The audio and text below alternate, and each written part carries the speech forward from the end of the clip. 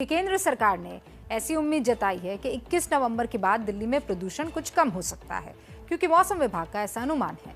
इस बीच दिल्ली सरकार ने भी कुछ नए फैसले किए हैं। अगर आप दिल्ली वासी हैं तो आपको ये नोट करना चाहिए। दिल्ली में निर्माण और विध्वंस कार्यों पर प्रतिबंध 21 नवंबर तक के लिए बढ़ा दिया गया है। 21 नवंबर तक दिल्ली के सरकारी विभागों में 100% स्टाफ वर्क फ्रॉम होम रहेगा। दिल्ली के school, colleges, institutes, training centres और लाइब्रेरी अगले आदेश तक बंद रहेंगे। दिल्ली में जरूरी सेवाओं को छोड़कर बाहर से आने वाली गाड़ियां दाखिल नहीं हो पाएंगी। पब्लिक ट्रांसपोर्ट बढ़ाने के लिए 1000 प्राइवेट सीएनजी बसेस को हायर किया जाएगा। मेट्रो और डीटीसी बसों में लोगों को खड़े होकर यात्रा की अनुमति के लिए डीडीएमए को पत्र लिखा गया है। अभी मेट्रो और डीटीसी बसेस में कोरोना की वजह से सिर्फ बैठकर यात्रा करने की अनुमति है। प्रदूषण कम करने के लिए दिल्ली सरकार एक तरफ ये फैसला कर रही है, जो भी आपने सुना है, दूसरी तरफ इस प्रदूषण को लेकर बहुत सी राजनीति भी हो रही है। सवाल यह है कि क्या राजनीति करने से प्रदूषण कम हो जाएगा? और अगर प्रदूषण पर राजनीति ही करनी है तो फिर पूरे साल क्यों नहीं करते?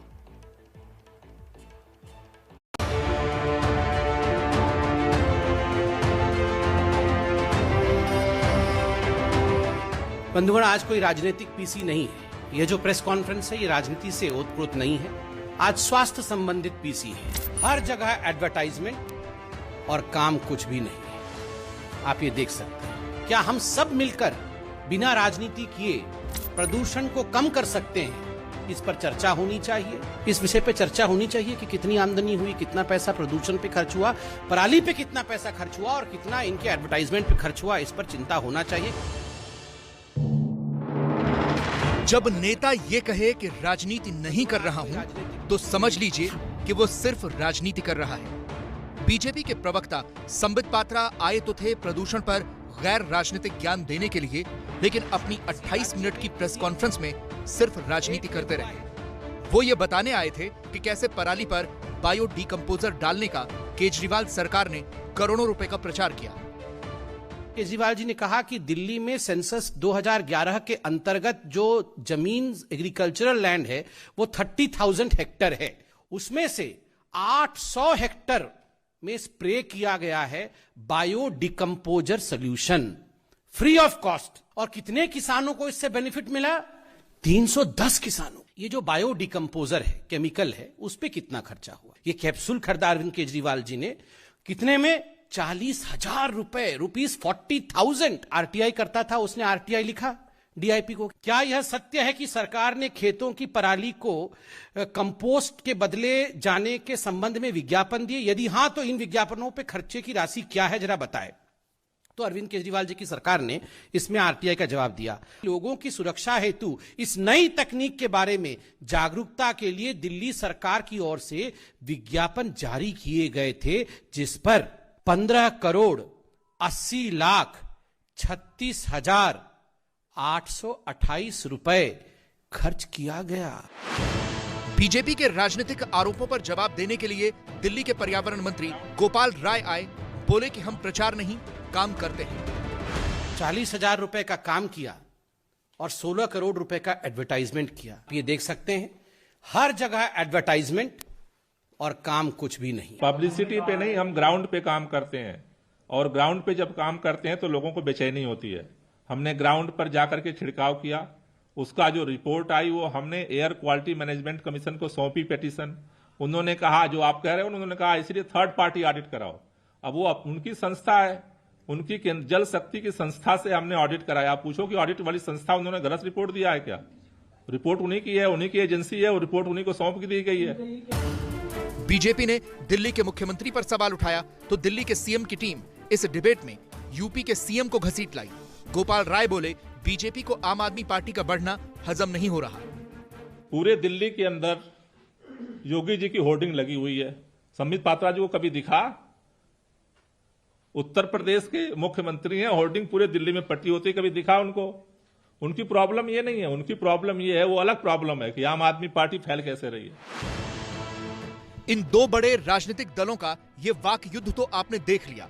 अब जरा इस लड़ाई में पिस रहे उस आम आदमी को भी देख लीजिए जो इस प्रदूषण की वजह से बीमार होकर अस्पताल पहुंच चुका है। ये तस्वीरें एनसीआर के एक रेस्पिरेटरी आईसीयू की हैं।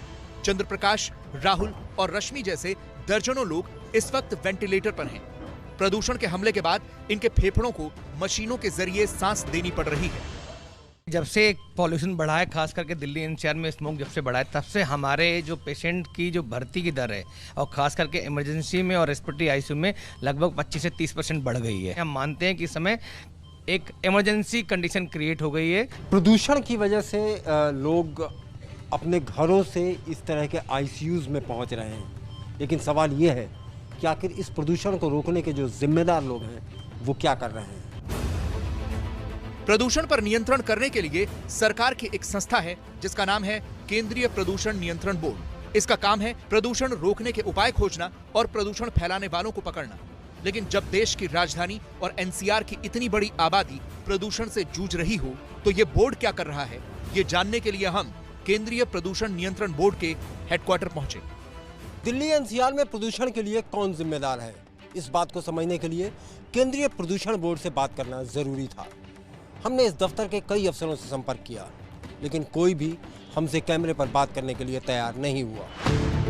हमने प्रदूषण नियंत्रण बोर्ड की आधिकारिक वेबसाइट के डेटाबेस को खंगालना शुरू किया तो हमें एक चौंकाने वाला दस्तावेज मिला। इसमें ब्यौरा है कि दिल्ली एनसीआर में प्रदूषण रोकने के लिए कितनी शिकायतें दर्ज की गईं और उन पर क्या कार्रवाई हुई। आपको जानकर हैरानी होगी कि दिल्ली एनसीआर में केंद्रीय प्रदूषण नियंत्रण बोर्ड ने 20 अक्टूबर से 15 नवंबर 2021 तक कुल 648 शिकायतें अलग अलग एजेंसियों को दर्ज करवाईं और इन एजेंसियों ने केवल 29% शिकायतों पर ही कार्रवाई की और 71% शिकायतों पर कोई कार्रवाई नहीं हुई। अब जरा सोचिए, इस इमरजेंसी के हालात में जब खुद सुप्रीम कोर्ट आपकी सांसों को महफूज रखने के लिए सुनवाई कर रहा है, ऐसे वक्त में सरकारी सिस्टम 71% प्रदूषण की शिकायतों पर कुंडली मारकर बैठा हुआ है, क्योंकि ये एजेंसियां केंद्रीय प्रदूषण नियंत्रण बोर्ड की सुन ही नहीं रही।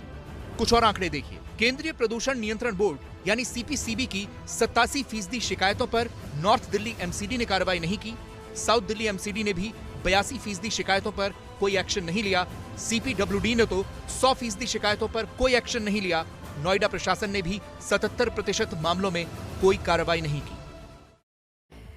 सवाल यह है कि इस प्रदूषण को रोकने के लिए भारत क्या कर सकता है, क्योंकि प्रदूषण पर पिछले कई सालों से बात हो रही है। हर साल अदालत ऐसे ही केंद्र सरकार, दिल्ली और उसके आसपास के राज्यों की सरकारों को फटकार लगाती है, पर कुछ दिन बाद मौसम की वजह से हालात सुधर भी जाते हैं और सब कुछ लोग भूल जाते हैं। लेकिन ये सब कब तक चलता रहेगा?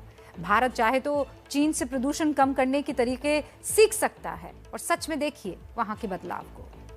2008 के ओलंपिक्स चीन की राजधानी बीजिंग में हुए थे। चीन में तब बहुत ज्यादा प्रदूषण था। चीन ने प्रदूषण हटाने के लिए कुछ काम किए। बीजिंग शहर से 3 लाख प्रदूषण फैलाने वाले वाहन हटाए गए, निर्माण कार्यों को रोका गया, सैकड़ों फैक्ट्रियों और पावर प्लांट्स को बंद किया गया। इसकी वजह से गेम्स के दौरान बीजिंग की एयर क्वालिटी में बड़ा सुधार देखा गया। वायु की गुणवत्ता 30% तक सुधर गई। लेकिन यह सब बहुत ज्यादा काम नहीं आया। बीजिंग की एयर क्वालिटी फिर से खराब हो गई। फिर जब चीन के शहरों का शुमार दुनिया के सबसे ज्यादा प्रदूषित शहरों में होने लगा तो फिर उसने एक एक्शन प्लान बनाया। वो था प्रदूषण के विरुद्ध युद्ध। चीन ने प्रदूषण फैलाने वालों के खिलाफ कड़े कानून बनाए, शहरों की फैक्ट्रियों की लोकेशन बदली गई, कृषि अवशेष जलाने वाले किसानों पर कार्रवाई हुई। इन सारे कदमों का असर ये हुआ कि उत्तरी चीन के प्रदूषित शहरों की हवा की गुणवत्ता 35% तक सुधर गई। लेकिन ऐसा नहीं है कि चीन ने पूरी तरह से प्रदूषण पर काबू पा लिया हो। वहां अभी भी प्रदूषण से 10 लाख लोगों की मौत हर साल होती है। लेकिन पोल्यूशन के खिलाफ चीन की ये लड़ाई भारत को जरूर सीखनी चाहिए।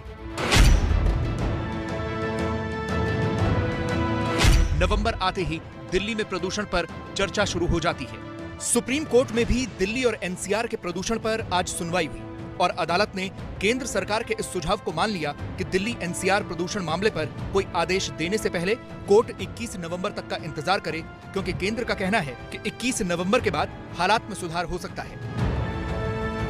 आज की सुनवाई के दौरान अदालत ने सरकारों की जिम्मेदारी ट्रांसफर करने पर असंतोष जताया।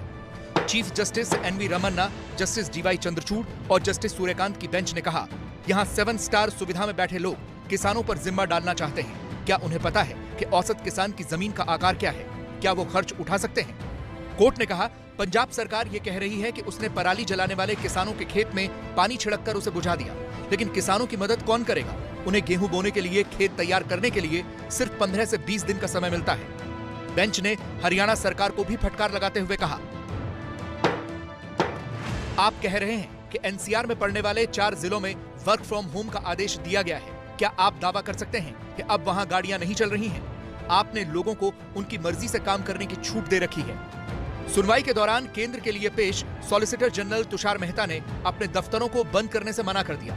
मेहता ने कहा, अगर दिल्ली के चलते केंद्र के दफ्तर बंद किए गए तो यहां सीमित फायदा होगा, लेकिन पूरे देश का अधिक नुकसान होगा। इस पर जजों ने कहा कि हम दफ्तर बंद करने को नहीं कह रहे, लेकिन सरकारी कॉलोनियों में बस उपलब्ध करवाई जानी चाहिए। इससे एक साथ 50 से 60 कर्मचारी और अधिकारी यात्रा कर सकेंगे। याचिकाकर्ता के वकील विकास सिंह ने दलील दी कि केंद्र और राज्य सरकारें राजनीतिक कारणों से पराली की समस्या को कम बता रही हैं। फिलहाल प्रदूषण में पराली का योगदान 50% है।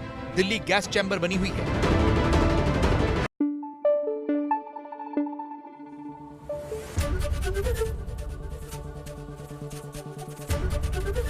एबीपी न्यूज आपको रखे आगे।